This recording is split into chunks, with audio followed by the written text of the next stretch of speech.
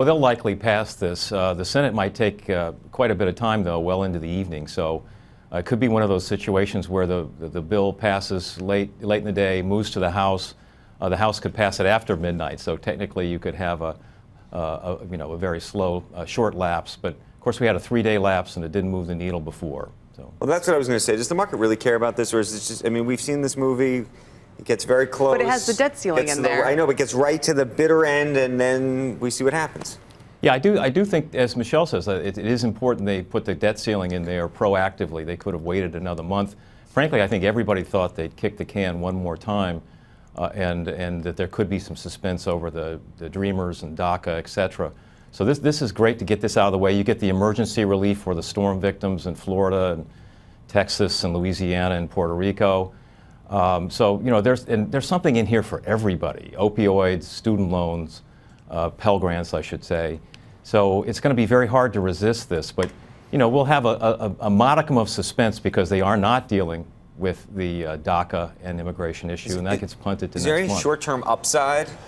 Meaning, does the market expect this whole? They expect this to happen anyway, right? I'm not wrong with my. I think that you're right. I think that they've become immune to any type of these budget deals, and I think the question, though, to Chuck, is Donald Trump, is President Trump having more problems with corralling his own party these days versus corralling the Democrats? It seems like that's going to be a bigger issue with the fiscal hawks.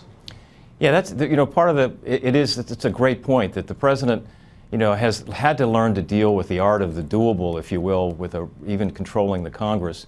And he got his defense increase. My colleague Byron Callen points out this is a 10% year-over-year increase in the defense accounts, but he had to give up an extra $117 billion in non-defense above his budget.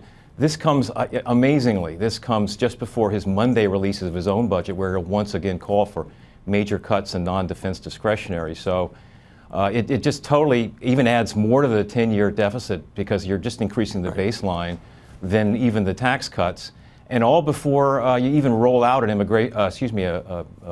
infrastructure plan. Chuck, that's what I was going to ask you, actually. Given that you're in Washington, what is your sense of an infrastructure plan? Obviously, the president's talking a lot about it, but Scott made a really smart point, I thought, earlier in the hour.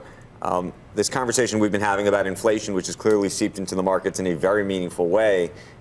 Does anybody sit around and say, maybe we don't want to do infrastructure right now, we don't want to do it in the way we're thinking about it because we're worried about inflation? Or do people say, you know what, infrastructure takes a long time. These are not shovel-ready projects, so the idea that somehow it's going to create an immediate inflation is almost impossible? Well, if you've added $2.7 trillion to the 10-year baseline, like Keith Hennessy, the Bush-era NEC director, would say, you can't. And by the way, the punctuation mark on this package, Andrew, is that they've called for another Simpson-Bowles type, budget reform type commission. So it's like, stop us before we spend again.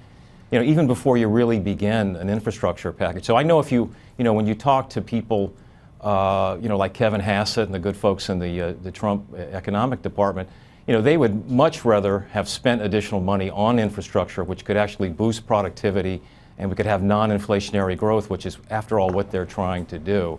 But unfortunately, this is the price that you have to pay in a divided Congress, or not divided Congress, but in a Congress where the art of the doable in a 51-49 Senate really requires you to spend an awful lot on non-defense discretionary spending. And after that, once they got 60 votes cleared in the Senate, they threw everything on it. Hey there, thanks for checking out CNBC on YouTube. Be sure to subscribe to stay up to date on all of the day's biggest stories. You can also click on any of the videos around me to watch the latest from CNBC. Thanks for watching.